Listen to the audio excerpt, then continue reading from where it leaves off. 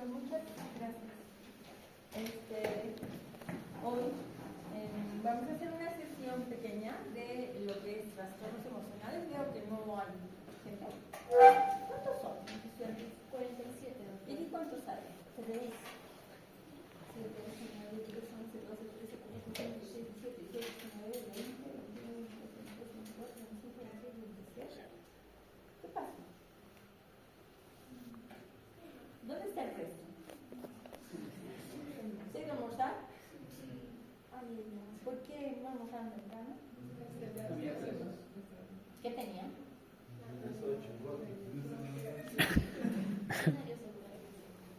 Seminarios. A las 12.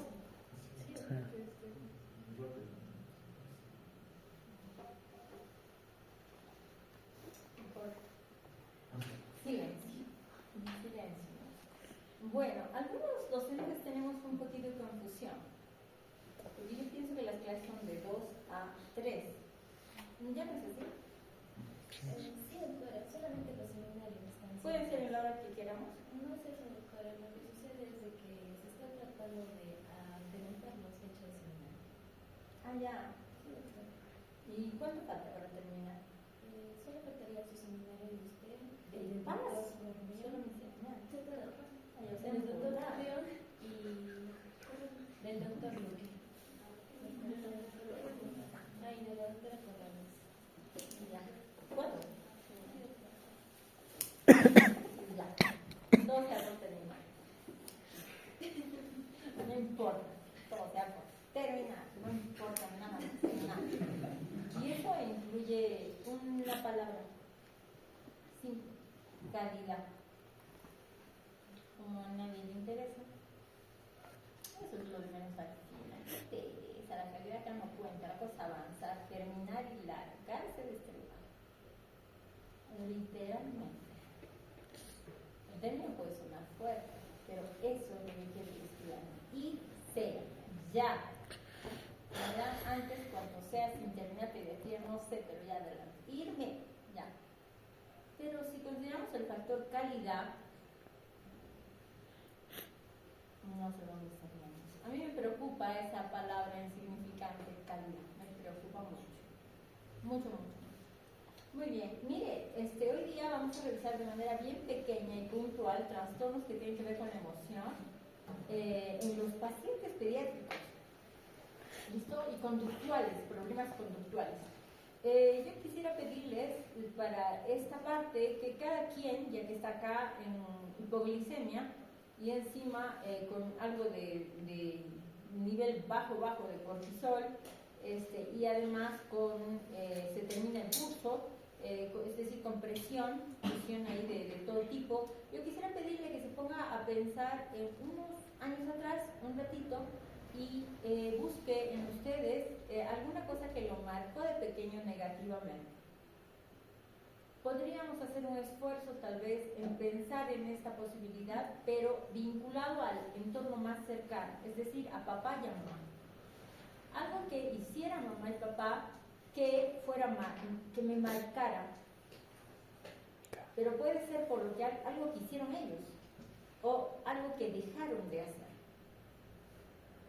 ¿Listo? Voy a contar algunas experiencias de los pacientes. Por ejemplo, es muy traumático para los niños dormir en un ambiente donde ellos duermen solos y sienten que de pronto hay algo debajo de la cama que los trauma. ¿Qué está ahí? ¿Qué cosa es? La mamá nunca se atrevió a decir, ¿qué te pasa? ¿Qué te asusta? Miremos, acá no hay nada. ¿No? O de pronto algo que me asusta mucho, como puede ser la muerte de mamá y papá. Que mamá se fuera y que ya no volviera y que ya es tarde y que no vuelve. O que el niño llora cada vez que va a comer, pero que la mamá lo sienta en la mesa y le dice, acaba. Y acabas. Y no te muevas hasta que acabes. Y entonces el niño sentado en la mesa y de pronto las horas interminables calienta la comida, se la vuelven a poner, calienta la comida y se la vuelven a poner. Estas cosas que estamos viendo en los pacientes pediátricos son realmente importantes, marcan su vida futura, su desempeño y cosas así. La verdad es que sí. Entonces, la investigación de este tema tiene que ver con la parte psicológica, tiene que ver con la parte psicológica del paciente pediátrico. Y al hablar de esta parte nos vamos a la otra área, de la área de las ciencias sociales, ya un poco que nos salimos de la parte eminentemente médica. Y entonces los científicos en estas áreas de psicología del niño hablan de qué cosa es muy importante, cómo yo me puedo dar cuenta qué cosa marca al niño, qué cosa le crea trauma, qué cosa lo pone en peligro psicológico, como para ser después un adulto patológico. Entonces, frente a eso hay conclusiones. Una de las conclusiones, por ejemplo, es que Latinoamérica en sí todo es un lugar donde hay mucho conflicto y mucho problema en la esfera psicológica del niño. Latinoamérica en general. Los países pobres se llevan la peor parte, es decir, aquellos lugares más vulnerables para el niño son los que tienen mayores índices de pobreza. ¿Por qué es así? ¿Por qué tanto se trauman nuestros niños, nosotros mismos? ¿Cuántas cosas hemos tenido que callar y avanzar? No creo que aquí haya alguno que se exonere de tener, aunque sea un poquito de algún episodio, alguna cosa que lo haya marcado, no creo. Incluida yo, obviamente. Entonces, ellos se preguntan qué cosa debemos preguntar a los niños o cómo debemos observarlo o a quiénes debemos observar para que el niño nos muestre que está siendo incluido en este entorno patológico. Entonces, la investigación es fuerte en estas áreas, en la parte de psicología, cuando se toma determinados países en Latinoamérica para empezar a trabajar el tema. Pero se lo mira multifactorialmente, multidimensionalmente. Se lo mira desde el área de la pediatría, se lo mira desde la neurobiología, se lo mira desde la psiquiatría y fundamentalmente desde la psicología. Hay una cosa que a mí al revisar el tema me ha apasionado, me he quedado así perpleja, que la complejidad del cerebro humano es tan grande que los investigadores no saben qué variables observar. ¿Por qué? Porque si a mí alguna vez, como niña, me afectó determinada cosa, pueda que a ella no. Y pueda que a él de manera mediana. Y pueda que a otro tampoco no le haya afectado. Entonces, hay procesos adaptativos en el niño. El niño sufre una serie de metamorfosis en su cerebro para llegar a ser un adulto, cualquiera que sea. Y entonces este proceso requiere de adaptarse, ¿listo? Adaptarse al entorno. Entonces el niño se busca una serie de estrategias para adaptarse y llegar a ser un adulto aceptable. ¿Me dejo entender? Un adulto aceptable. Entonces, los científicos han dicho, ¿cómo medimos a nuestros niños latinoamericanos y sus patologías psiquiátricas? ¿Cómo lo hacemos? Psicológicas, ¿no? ¿Cómo medimos sus carencias afectivas? ¿No? ¿Cómo hacemos?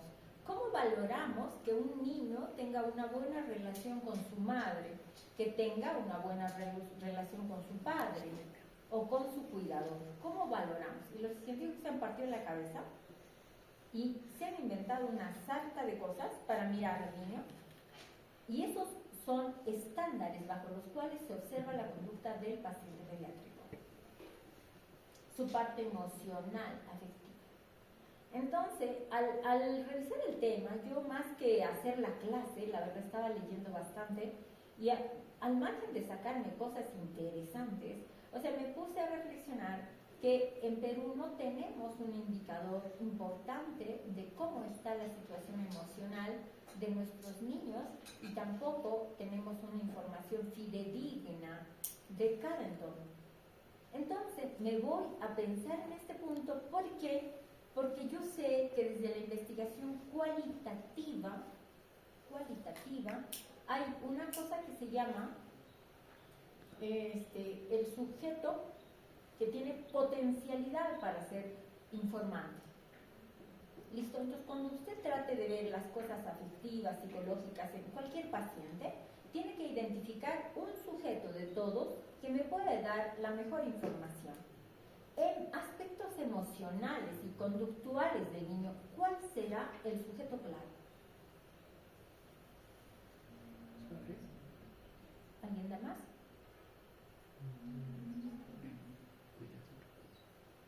¿Alguien ha dicho los padres?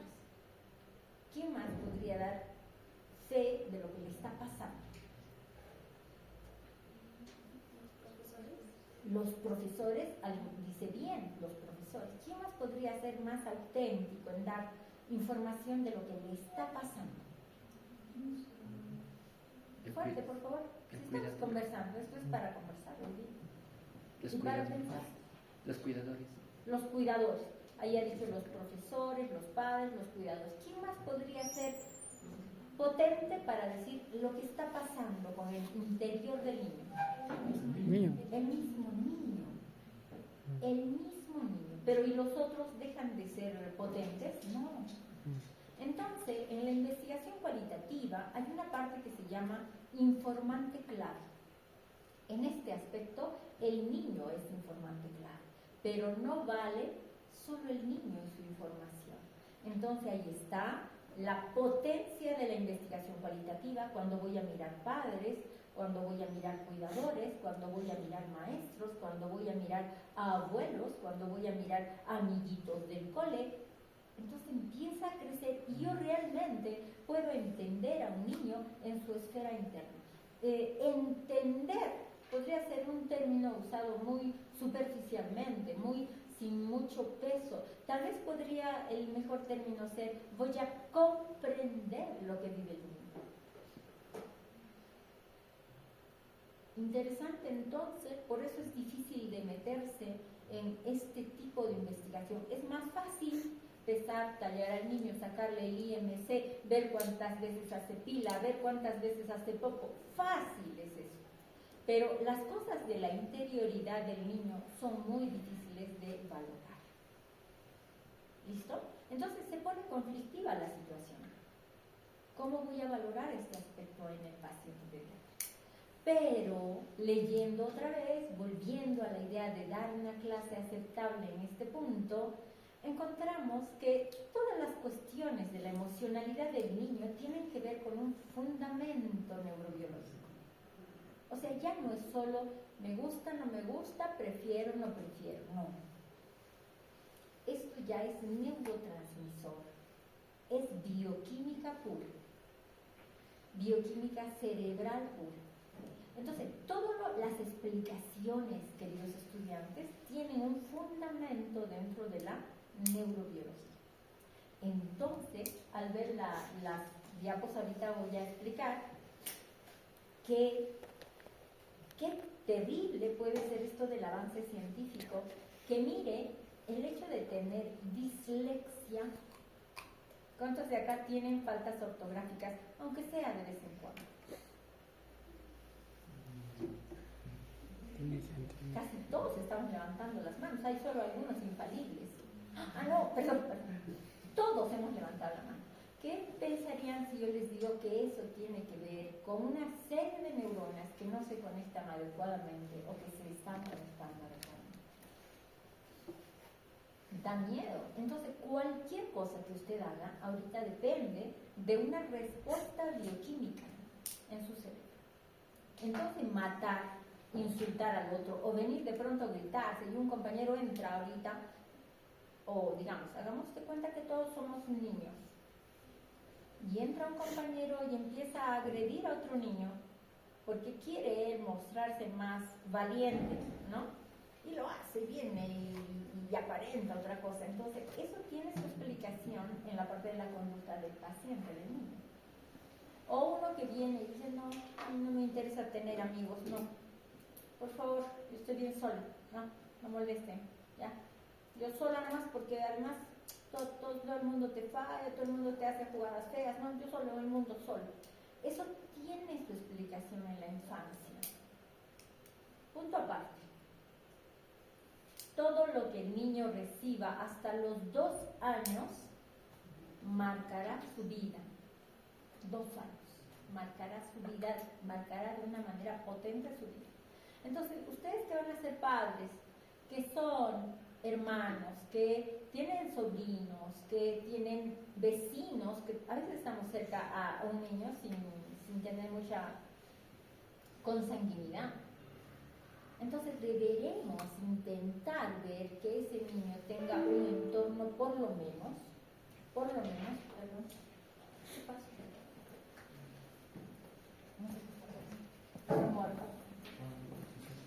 Gracias. Entonces, por lo menos, saludable, por lo menos. Muchas gracias. Ya los veo de viejos. A como ahora están tan jovencitos, ya los veo de viejos. Los veo de acá unos 10 años, con una panza un poco más grande. Algunos muy acicalados, tomándose fotografías, porque así son ahora mis estudiantes. Se toman fotografías en Cancún, en donde más. ¿Por qué? Porque se han ido a hacer su especialidad y de pronto ya, ahora sí. Y los veo ya ahí, ¿no? Entonces, por ejemplo, urólogos o neuropediatras o no sé qué cosas, y se toman sus fotos, ¿no? Entonces digo, se ha engordado, ¿no? No sé, Carlos se ha engordado un poco, ¿no? Y después unos muestran que se van de viaje, otros muestran a su familia. Otros se fotografían con su familia. A veces son 2 compañeros de clase, ¿no? Que terminaron. Entonces, nada, se murió sin ver. Ay, sí, tienes razón, está hablando mucho. Entonces, eso nos va pasando. Y entonces vemos cómo han evolucionado estos pequeños, cómo se van y cómo han evolucionado. No resucitado. Ya está resucitado. Entonces, eso es lo. Entonces, para redondear esta parte, todo lo que hagamos con el paciente pediátrico va a tener, va a tener una repercusión. Bueno, entonces, hasta ahí no la digo. Lo que da miedo, tal vez, es empezar a pensar cuánto desconocemos entonces de la parte neurobiológica propiamente para explicar nuestras conductas. ¿Listo? Y casi los médicos no conocemos mucho. Pero debo decir, en defensa de nuestra profesión, pienso que el resto tampoco lo sabe. ¿Y por qué dice eso, dirá? Porque los psicólogos piensan que los neurólogos siempre lo van a saber. Obviamente hay neurólogos que son una eminencia como para, o sea, uno es una alfombra y ya, ¿qué más? ¿No? Pero como la cosa es compartida, pienso que queda psicología, neurología, neuropsiquiatría, pienso que hay una parte que queda en el limbo. ¿Me dejo entender? O sea, te toca, no a ti, tú mejor, diagnostica autismo. Ya está bien, yo te digo que todo está bien en la parte neuro, ¿no? En las vías, todo anda bien, pero tú, no, es que tiene autismo. Entonces, ¿qué autismo es leve? Que lo maneja el psicólogo, no el neurólogo primero. Y ahí empieza un área que no está bien coordinada, si tiene su manejo, en su mano. ¿Listo? Entonces, llegamos así, en esa confusión, a hacer cosas que tal vez no están tan bien, ¿no? Como la guía puesta que está acá, ¿no? O sea, como un poco al revés, pero bueno, avanzarán las cosas y ya nos aclararemos. Bueno, para revisar el punto, hay varias cosas que hay que decir desde la parte histórica. Yo dije, cuando les diga eso a los estudiantes, se van a reír, van a decir, vamos a hacer clase de historia. ¿Cómo es eso? No, solo había algunos puntos que valía la pena recordar, ¿no? Por ejemplo, que hay diferentes cosas que tienen que ver con la culpa, la tienen los padres. Entonces, la situación es peligrosa. En Latinoamérica se ha descubierto que hay muchas conductas que son aprendidas por el niño, pero que le pertenecen a los padres. De manera muy potente, da miedo. Algunos padres no están y por lo tanto los niños van a ser criados por abuelos que pertenecen a generaciones que no corresponden, que tienen otra forma de ver la vida y otra forma de tratar al niño y de darle amor, afecto, cariño, atención. Entonces, prácticas parentales mandatorias, ¿listo? en la parte cognitiva, en la parte emocional y la parte de socialización. ¿Listo? Entonces, importante. Acá desde el padre, que da mucho, hasta el padre que lo niega todo. Hace 2 días entra el paciente al consultorio, trae un niño, y yo noto que el niño es diferente. Es un niño que dice, ya me va a examinar, ya me va a examinar, ya me va a examinar. De primera yo digo, algo pasa con este niño. Les pregunto, el niño viene porque se le acabó las pastillas para la medicación para la epilepsia. Pero de pronto en mi cerebro digo, pero un niño con epilepsia no necesariamente responde así, este niño tiene alguna otra cosa más. Ya me va a revisar, ya me va a examinar, ya me va a... Al niño así, en una conducta repetitiva. Entonces digo, este niño tiene otro diagnóstico. Pregunto, ¿qué otro diagnóstico tiene su hijito, señor? Y el papá dice, no, nada más, solo epilepsia, por eso vengo por las pastillitas.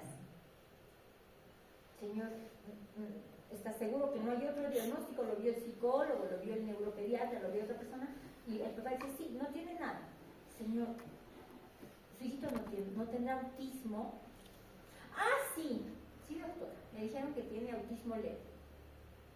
Bueno, epilepsia con autismo leve, ya son 2 cosas ahí, ya se me está complicando, ¿no? Entonces, de pronto el niño va y sigue en conductas que no parecen de su edad. Le digo, señor, otra vez, ¿no? Tiene epilepsia, yo entiendo, tiene autismo, pero no le valoraron el cociente intelectual. Sí, pero no tiene nada más, doctora, nada más. No, está bien, no tiene. El papá tiene determinante, ¿no?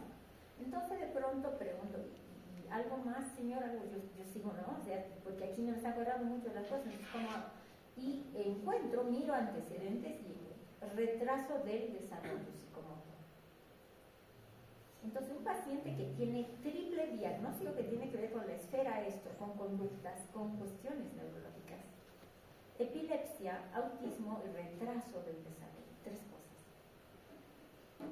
Y un padre que no asume mucho y de pronto encarga tareas a otro. Tal vez ahí se puede ver esta parte, ¿no? ¿Cómo es que se manejan estas cosas en los pacientes? Bueno, aquí para los trabajos de investigación, como ustedes ya saben, ya se han dado cuenta, hay múltiples informantes.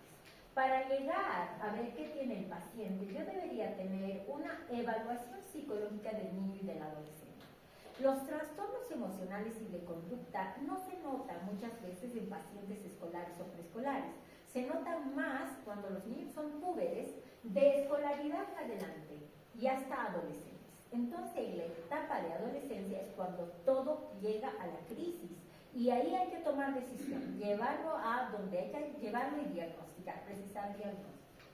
Luego, también se puede ver que los padres e hijos van a tener algunas formas de vínculo que pueden ser obviamente positivos, que pueden ser negativos, pero que es diferentemente percibido tanto por el padre como por el hijo. El padre dice, yo soy un excelente padre, pero el hijo entrevistado dice, no, él no es un excelente padre. Entonces, hay mucha disparidad entre lo que el padre dice que es y lo que el hijo recibe o percibe mejor respecto a las paternidades. ¿Listo? Eso se ha visto que es así en la mayoría de las investigaciones. Otra cosa, evidencia que no hay comunicación entre padres e hijos. Y este hecho de no tener comunicación a los pediatras nos preocupa porque nos hace llegar a diagnósticos muy tardíos con la parte psicoemocional del paciente. Otra cosa importante es que a veces se hace evaluaciones, ya sea en las esferas diferentes del niño, pero que están basadas en escalas para aplicarse. Y estas escalas generalmente son europeas, norteamericanas, no hay o hay muy pocas que sean propias para Latinoamérica. Entonces, cuando uno trata de aplicar una escala en la parte investigativa de esto, obviamente tiene que validar el instrumento. Hay algunos instrumentos que son validados para Latinoamérica, pero no todos pueden usarse con esa misma certeza. Tiene que validar el instrumento donde lo esté haciendo. Entonces, bajo esta circunstancia, hay una serie de factores que nos permiten construir marcos teóricos para explicar por qué la conducta de los niños. Luego, se ha visto que los géneros influyen en la psicopatología. Los pacientes, actualmente los varones tienen determinada psicopatología y también las chicas. Y es que el género ha empezado a mostrar problemas importantes. Las mujeres tienen problemas afectivos, emocionales, muy importantes. Y los chicos también, pero tienen problemas también emocionales, pero en menor proporción. ¿Me deja entender? Y acá empieza a aparecer una serie de aspectos depresivos en los pacientes, en los más vinculados con pacientes varones, se encierran mucho. Las chicas terminan procesos involucradas en procesos de suicidio, pero ellas pueden externalizar un poco sus patologías. En México existe evidencia empírica de la influencia de algunos aspectos parentales que tienen que ver con la manifestación depresiva de los niños. Entonces los niños se comportan de una forma diferente y vamos notando que estos niños tienen algo diferente. Aquellos niños que desde chiquititos golpean, desde chiquititos pueden estar como que muy distraídos, corren para acá, corren para allá y se mueven y miran un rato y otra vez ya están dispersos. Esos niños no están normales. Un niño que se encierra solo, que no tiene como elemento primordial la tarea lúdica, algo le está pasando. Es decir, como trabaja es jugar. Si el adulto trabaja, el niño ¿qué hace? Juega. Entonces, si uno ve a un niño que no está jugando, algo le está pasando a este paso. Luego, mire, aquí hay algunas cosas muy interesantes y limitaciones que se van descubriendo desde la parte psicológica, ¿no? Si nosotros desde pequeños vamos encontrando que el entorno del niño nos muestra actos violentos, entonces no habrá que minimizar esto. Y esto es lo que nos pasa. Yo debo decir desde mi humilde experiencia que los padres siempre andan minimizando lo que los hijos hacen. Dice, sale el niño y corretea, hace todo lo que puede, y el padre dice, no, es que es niño. No se le puede controlar, se aburre. Sin saber que detrás de eso tal vez puede estar un trastorno de déficit de atención, ¿no? Leve, moderado, qué sé yo. ¿Listo?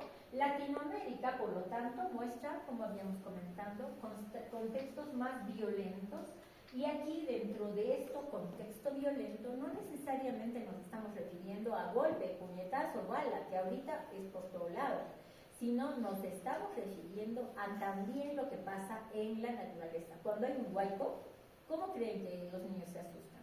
Cuando hay muchos truenos o cuando hay derrumbes, ¿cómo creen que los niños se asustan o cómo se manifiestan? Cuando hay accidentes de tránsito, ¿cómo creen que los niños reaccionan? Cuando sus padres mueren en accidentes de tránsito, ¿cómo creen que los niños reaccionan? Cuando hay mortalidad materna, acá en Puno, con 18 mujeres que ya llevan creo muriendo, los hermanitos que quedan, ¿cómo creen que reaccionan? Entonces, la violencia tiene que ser valorada en diferentes entornos. Entonces, Latinoamérica se ha descubierto que es un lugar donde hay bastante problemática de toda índole social en la dinámica familiar, ¿listo? Y entonces hay una serie de cuestionarios que se les ha alcanzado a los profesores, especialmente a los profesores, para ver si es que los niños están entrando o no en zona de peligro. Bueno, por lo tanto, aquí hay una perspectiva multidimensional que nos permite plantearnos cómo estarán los niños, por ejemplo, acá en Puno, ¿no? Ahora, hábitos de crianza es importante, el apego con el padre, apego de padre a hijos, que hace que todo niño, sea una o niña, sea un hombre o una mujer segura. El apego es muy importante. Abrazar al niño mucho, mucho, porque el órgano más grande del cuerpo humano es la piel. Entonces, tiene mucha sensibilidad el niño. Entonces, abrazarlo, mostrarle ternura va a ser siempre positivo. Entonces, hábitos de crianza, condiciones familiares, nos va a empezar a condicionar el temperamento del niño. ¿Y cómo es que este niño va a buscar alguna estrategia para defenderse en un mundo hostil? Y luego, un proceso de adaptación. Todos vamos adaptándonos, pero el niño que tiene mayor violencia va a sufrir otros procesos adaptativos.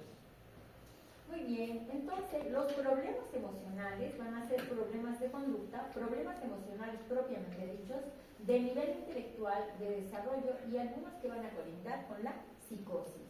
Entonces, mire, dentro de este primer grupo de los trastornos de conducta, oposición desafiante, aquellos niños que se acercan, yo una vez me acuerdo, entra la mamá y su niño al consultorio y el niño estaba enojado. No quería nada con el mundo, nada, tenía 3 años.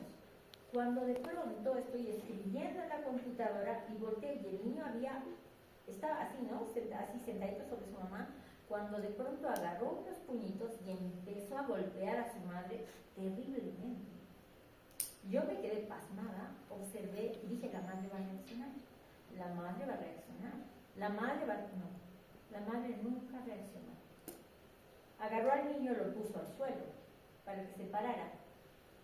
El niño empezó otra vez y a punta de patadas en la región de la canilla. Yo dije, eso sí duele, la madre va a reaccionar, ya la madre va a reaccionar. La madre nunca reaccionó y le estaba doliendo a la madre porque lo que daba el niño no era muy poco. Entonces, mire aquí qué pasa, estos trastornos desafiantes que tienen los niños, ¿habría que moderar eso? ¿Ustedes qué opinan? ¿Hay que decirle a un niño no? ¿O hay que dejarlo, es niño? ¿Ustedes qué harían con sus hijos? Alguien dice, yo no, está prohibido la violencia. Recuerdo que está prohibido la violencia. Pero eso pasa. Entonces, ¿cómo corrijo a un niño? Entonces, y alguien que no tiene ni un mínimo de estudio universitario, ¿cómo corrige a un niño? Necesita psicólogo. Pero el psicólogo le dice, ay, pues bueno, tú te habrás portado mal, después no está pegado. Porque hay psicólogos que responden así. Yo he sido testigo de un caso así. Entonces, trastornos de déficit de atención con hiperactividad. Esto es el pan del día. Las madres no saben si es que su hijo entra dentro de este diagnóstico o no. Están ahí, no sé si será o no será, no sé qué pasa acá. ¿Listo? Trastornos estos que tienen que ver con socialización. Hay un buen porcentaje. Socialización. La palabra puede parecer superficial, pero todo el tiempo estamos socializando. Y ahí vamos. Un chico universitario de medicina que entra a la clase y dice hola, se sienta, y luego se va. Socializa. Y otro que llega, hola compañera, ¿cómo estás? Y lo amable, ¿no? Todas las chicas se le pegan, oye compañero, dame aquello, dame lo que le están abusando, no pone límites, pero él está encantado ahí, ¿no? O sea, la polaridad siempre va a ser patológica. ¿Listo? Entonces, mucho cuidado. Hay trastornos de socialización. Puede haber desde ese problema hasta aspectos de socialización muy críticos, ¿no? En el segundo hay trastornos de ansiedad y depresión. ¿Qué significa estar ansioso? ¿Qué significa estar ansioso? La ansiedad limita la capacidad de concentración, pero también bloquea a través de la liberación de cortisol aspectos que tienen que ver con la memoria remota, ¿no? Entonces, por ejemplo, yo vi la clase y los veía todos concentrados, estresadísimos, no sé por qué estaban tan estresados. Los miré de allá atrás. Algunos volteaban y decían, la doctora ya está, creo que ya está, decían, supongo, ¿no? Entonces, yo dije, bueno, que se distraiga nomás, yo me fui arriba. Y como estoy caminando mal, muy lento, por eso me memoria también baja.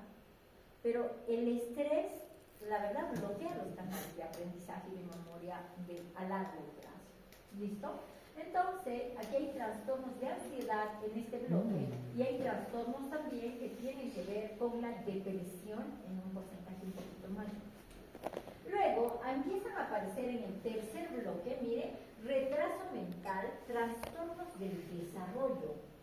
Esto me preocupa demasiado. ¿Por qué? Porque cada vez más hay niños que tienen retraso mental. Varios colegas médicos tienen sus hijitos con retraso mental. Entonces, ¿qué ha pasado? Recién se está diagnosticando qué está pasando. La ciencia acaba de mostrar que tiene que ver mucho con el hecho de la emoción, la depresión, el estrés de la gestante. O sea que si tiene su esposa y tiene que hacerla feliz, complacerle todos los gustos, darle gelatina, helados a las 2 de la mañana, todo lo que se le antoje así, está pasando que el estrés está matando a los niños. Hay asociación entre autismo y también con retraso mental.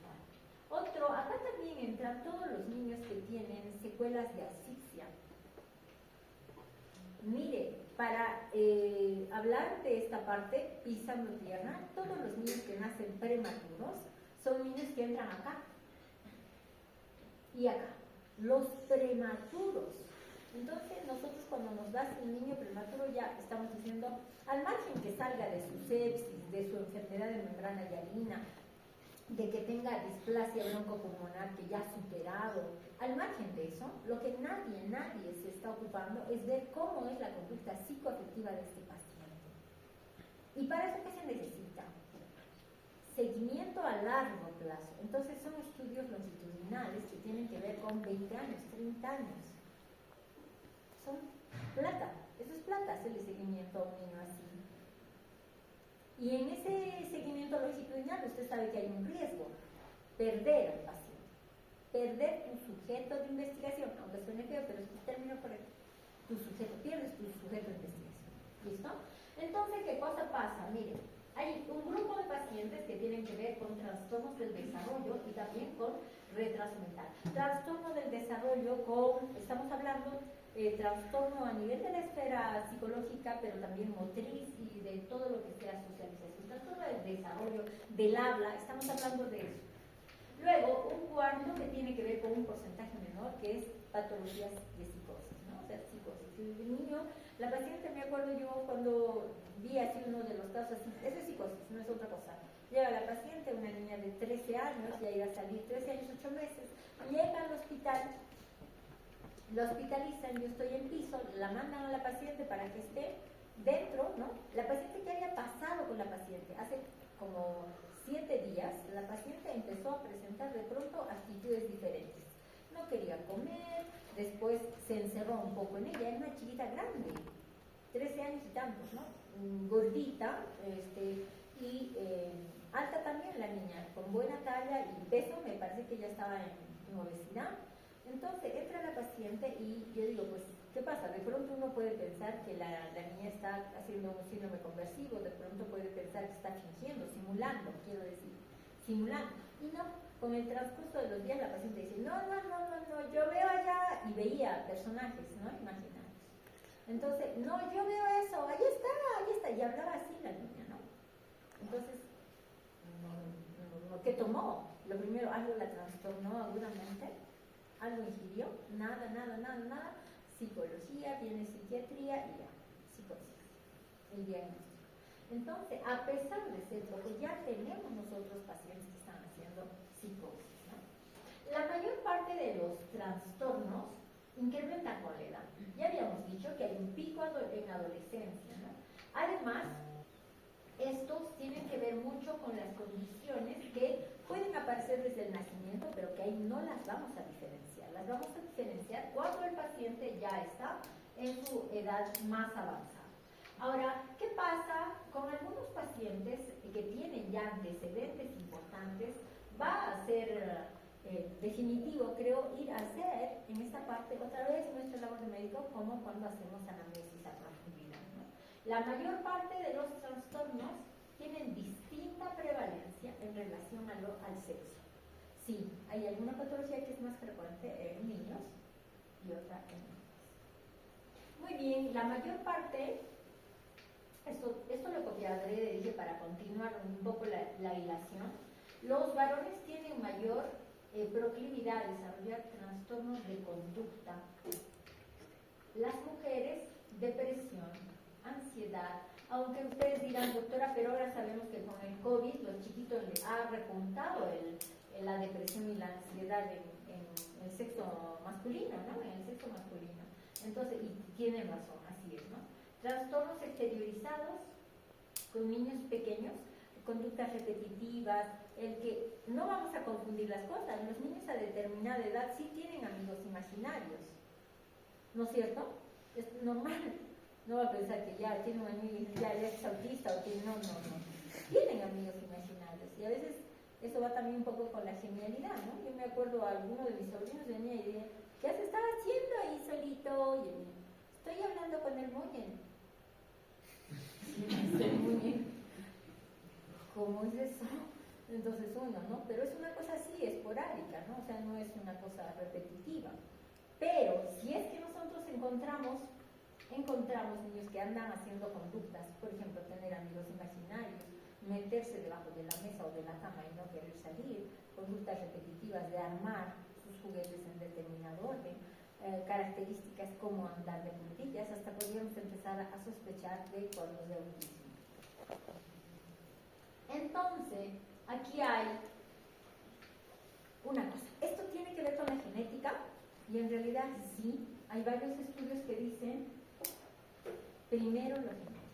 Entonces, ¿qué ha pasado? Los investigadores en la parte de criminología han empezado a encontrar una asociación importante entre cómo uno se comporta y sus ancestros. Entonces han visto que había mucha asociación entre aquellos que mataban, asesinaban, estafaban y los violadores y todo eso, ese grupo de gente que está ya al margen de la ley con sus abuelos.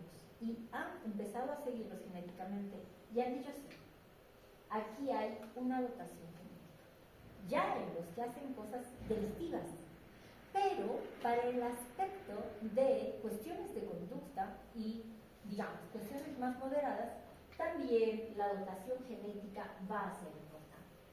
Entonces, aquí hay varias variables. Esto de la genética entra en este rubro, sistema neuroendocrino. Luego habrá un temperamento que va saliendo, personalidad, y aquí esta parte va a ser lo crucial, porque uno puede ser muy disfuncional como ser humano, pero tal vez es eficiente en muchas cosas que se le encargan. Yo me preguntaba al sacar este pedazo, ¿cuántos de nosotros estaremos en esta parte? Mostrando mucha autoeficiencia como estudiantes de medicina y de pronto siendo un poco patológicos en casa.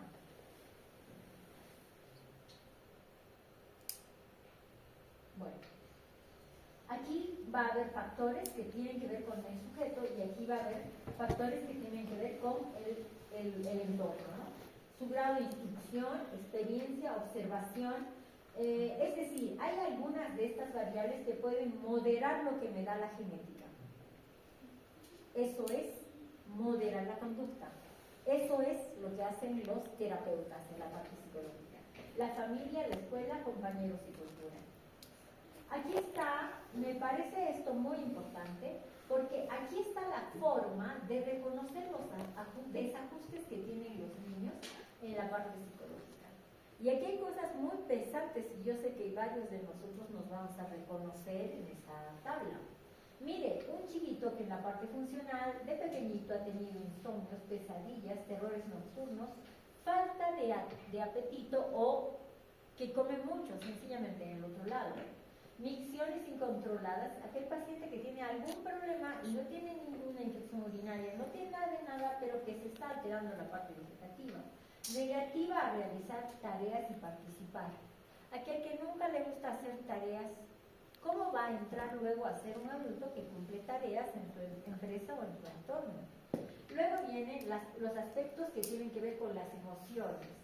Miedos frecuentes, reacciones de ansiedad, preocupación excesiva. Me siento aludida. A veces hay un paciente y yo, preocupación excesiva por el paciente, ¿no? Entonces ya ahí va apareciendo cosas, ¿no? Autolesiones, hay algunos que se lesionan desde pequeños y usted solo tiene que observar la mano del paciente, porque una forma de autolesionarse es destrozarse los dedos. Los niños agarran los pellejos y se los arranchan. O si no, se comen las uñas. O si no, se arrancan los pelos. Entonces, esas cosas empiezan a mostrar autolesión, cambio de humor. Siempre me pregunto, cuando voy por el hospital, saludo, doctor, buen día, a algún colega. Y un día me dice, buenas. Algo le habré hecho, digo. ¿Por qué me contesta así, no? Al día siguiente, doctor, buenos días, yo, ¿no? Y me dice, doctora Tania, pero ¿cómo está, doctora? Qué simpática se la ve. Oye, ¿qué se ha puesto? Uno dice, ¿qué es bipolar? ¿Qué le pasa? Algo le sucede, ¿no? Entonces, esta polaridad se nota.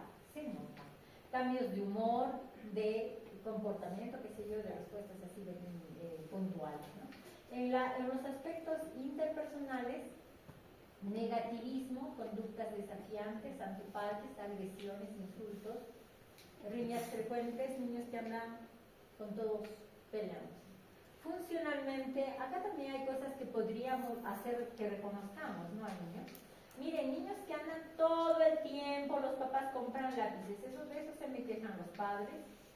Luego, hay niños que no tienen cuidado con ningún tipo de material, interrumpen mucho, muy participativos, demasiado ya también, se desconcentran en la clase. Todo esto en el aspecto escolar. En la parte emocional, en la escuela, mire lo grande, que eso sea lo que las maestras reportan, hay que tomarlo en cuenta, y también los aspectos interpersonales, acoso entre compañeros. Los padres cada vez más vienen y reportan. Tenemos niños que salen del colegio y son agredidos en los baños de los varones. Eso les comenté, ¿no? A mí me ha pasado ya, varios pacientes vienen con ese reporte. No sé qué tendríamos que hacer nosotros los pediatras, alguien tendrá que hacer algo, los colegios. O sea, estamos en un mundo un poco preocupante. ¿Listo? Entonces los niños son violentados a veces en la escuela, y no necesariamente porque sean atacados de frente, ¿no? Pero es violencia cuando alguien, cuando un niño no quiere mostrar sus genitales y todo el mundo viene y le arranca la ropa. Eso es una violencia, pero salvaje. O sea, ¿qué es eso? O sea, ya eso es preocupante, ¿o no? ¿A ustedes les parece normal? No es normal, queridos estudiantes, no, eso no es normal, es vulnerar la intimidad de otro ser humano. Eso no puede ser normal acá ni en ningún lado.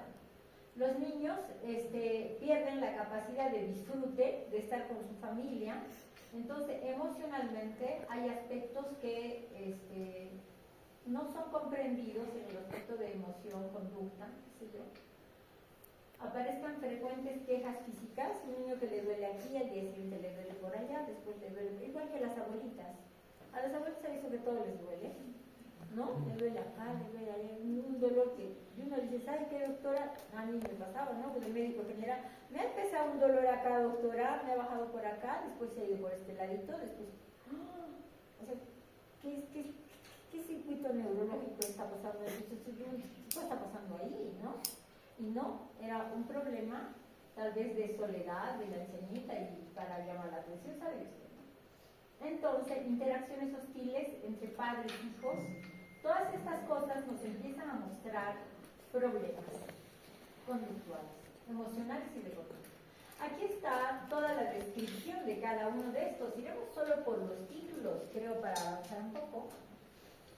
Entonces, a este lado estamos poniendo los datos más importantes de los pacientes. Un paciente retraído, inhibido, un paciente que somatiza, que se queja de todo, un paciente con ansiedad, ¿no? Muy temeroso, muy dependiente.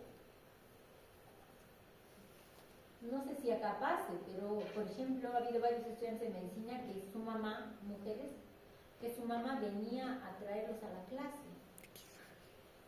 Salía porque ya era las 6, 7 y le traía un paraguas y se la llevaba a casa porque ya era tarde. ¿Eso está normal?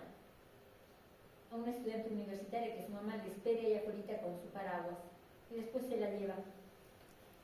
Eso, dígame por favor, porque para mí no es normal. O para ustedes sí, soy anormal yo, no sé, pero esas cosas me están mostrando que algo está pasando. ¿Listo? Y ha pasado en medicina. Yo he dado, o sea, yo he visto, nadie me lo ha contado y realmente he llegado a preguntar, ¿por qué pasa eso? Y la mamá respondió, es que ya es tarde, le puede pasar algo. Problemas de pensamiento, pensamientos extraños, incoherentes, atípicos, atención, hiperactividad. ¿Listo? Inquietísimo en clase el niño, nunca está en su sitio. En el consultorio es igual y a veces yo le pregunto a la mamá y le digo, señora, ¿y usted no piensa que en la clase también será igual? No, doctora, me dice la mamá, en la clase ni se mueve, está muy atento. Y yo digo, ¿será verdad? Eso me está engañando mamá. Porque en el consultorio se para, está jalando el negatoscopio, el cable lo está enchufando, ya ha sacado todos los medicamentos de la gaveta, está jalando la solera de encima de la camilla, se ha golpeado la cabeza así. Una cosa imparable. Y uno, ¿cómo le dice a la mamá, disculpe, controle a su hijito? ¿Debe decirlo o no? Debe decirlo. Entonces yo dije, a ver, haré por lo que la ciencia dice, ¿no? Finalmente, no hay que hacer. Entonces leí un artículo en el que decía cómo controlar a nuestros hijos pequeños. Estos artículos a veces son escritos por grupos de sociedades y algunos artículos importantes también lo escribe la UNICEF, de cómo crear, de cómo hacer. Entonces, había un artículo muy importante escrito por un neuropediatra y él decía que en el entorno que estés tienes que corregir a tu hijo. Tienes que controlar, decirle, eso no está bien. Entonces yo bajo esa consideración a veces puedo aconsejar a los padres, ¿no? Listo, entonces atención e hiperactividad en el paciente. Luego, atención y conducta perturbadora, ¿no? Después, rendimiento académico bajo, depresión y conducta violenta. Cada uno con su definición. Aquí están los problemas emocionales y de conducta y todo lo que hemos ido hablando que está como categoría diagnóstica. O sea, si empezamos a encontrar todo esto en los pacientes, estamos ante patología. Dentro de los problemas internalizantes, es decir, aquellos que tienen que ver con el propio interior del paciente, están estos: retraimiento, somatización, ansiedad, que es un infante muy dependiente, problemas de pensamiento y depresión. Por el otro lado, atención, hiperactividad que perturba a todo el mundo, conductas perturbadoras, rendimiento académico y conducta violenta. Factores de riesgo asociados al niño. Aquí hay factores de riesgo asociados al niño y asociados a la familia.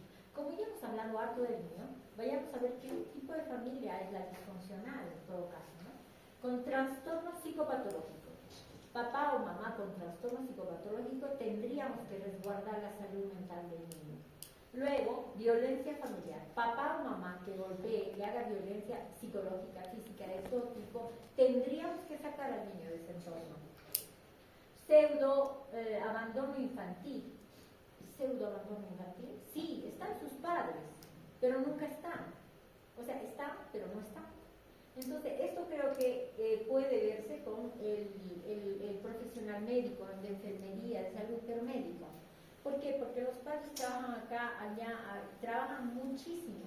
Los médicos trabajan en una clínica, salen de esa, llegan a las 11 a su casa y a las 5 ya están saliendo. Entonces, ¿el hijo? ¿No? El hijo. Entonces, el fin de semana, cuando se encuentran, como un paciente que tuve la semana pasada, la mamá trabaja en Macusani, el papá trabaja acá, pero no tiene tiempo el papá de ir a verlo. Entonces le dice, tú tráelo. Y la mamá dice, yo no puedo traerlo, doctora, delante mío los padres ahí. Y preocupados, ¿no? Y ambos separándose, o sea, en proceso de divorcio. Ya pueden imaginarse, el niño al medio, no entiende lo que pasa. Entonces, pseudoabandono, familias donde predomina rechazo entre miembros, ¿no? O predilección por el hijo. Hijo patológico, primer hijo. El primer hijo siempre es un problema. ¿Cuántos de acá son primer hijo?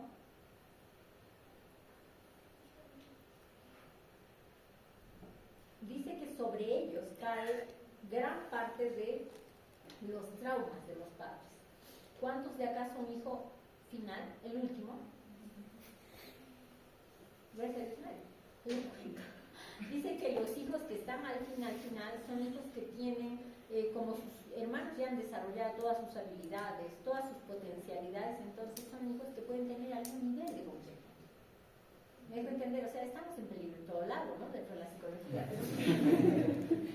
Listo. Después, familias, problemas de drogodependencia, padres que tienen alcoholismo, o sea, que sufren de alcoholismo todo el tiempo. ¿Cómo va a estar ahí el niño? Luego, situaciones de separación familiar, la que les conté. Luego, problemas de conducta en ellos, en los progenitores, y desinterés por el aprendizaje de sus hijos.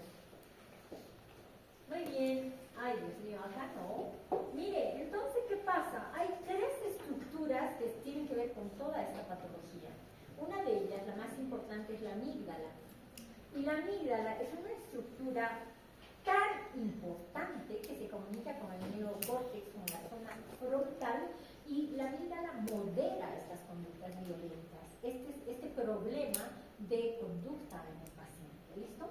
Entonces, el neocórtex, el bulbo olfatorio, el tronco cerebral van a influir sobre la amígdala y esta va a ejercer también conexión con otros troncos cerebrales, que se dio córtex prefrontal, etc. Va a ser una de las estructuras más importantes. El problema, queridos estudiantes, es que la amígdala se lesiona por cosas que tienen que ver mucho con la etapa gestacional y con la primera infancia. Entonces, en el momento de el niño nacer hasta los 2 años, esta estructura está todavía en proceso madurativo y por lo tanto es fácilmente lesionable. ¿Cuáles son aquellos aspectos que dañan más? Aquellos niños que nacen prematuro otra vez, aquellos niños que tienen sepsis neonatal, aquellos que han tenido meningoencefalitis, o sea, problemas a nivel del sistema nervioso central muy importantes. Listo. Después, otra estructura importante es el hipotálamo. Este hipotálamo, aquí está la figurita, puede verse, va a ser muy importante en el procesamiento y en la mediación de la función que cumple la amígdala.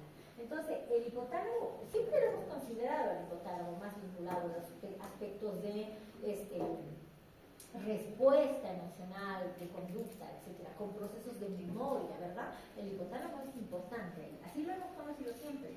Entonces, este va a ser, importante en procesos de conducta, me apuraré, pero tiene que ver con 2 hechos importantes. Responde mucho a la función de la glucosa, del azúcar.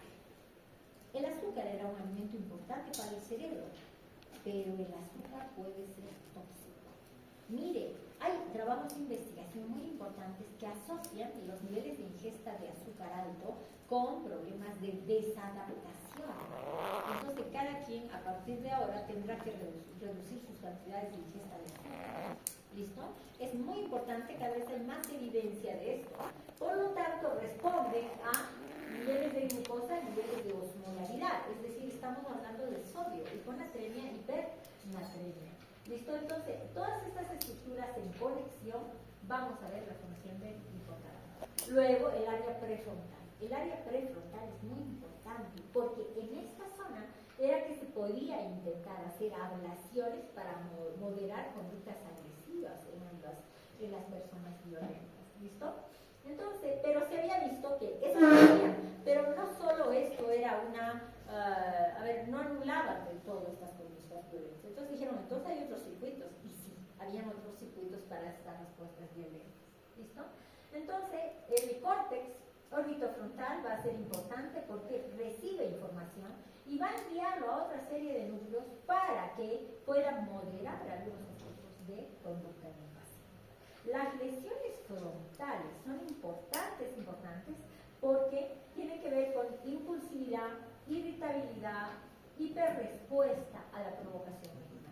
Entonces, ya no, por eso digo que un niño responde agresivamente o responde violentamente. Sí, hay parte del entorno, hay una conducta aprendida, pero hay una base fisiopatológica, hay una base neurológica.